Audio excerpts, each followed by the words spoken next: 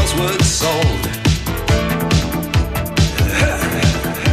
Words go up, words come down, forwards, backwards, twisted round.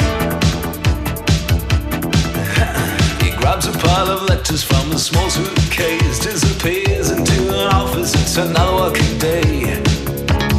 And his thoughts are full of strangers, corridors of naked light.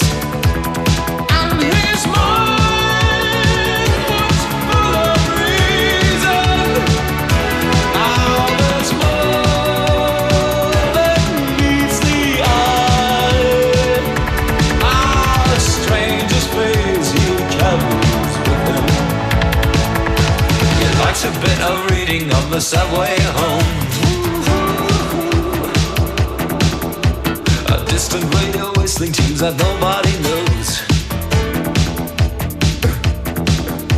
At home a house awaits him, he unlocks the door, thinking once there was a sea here but there never was a door.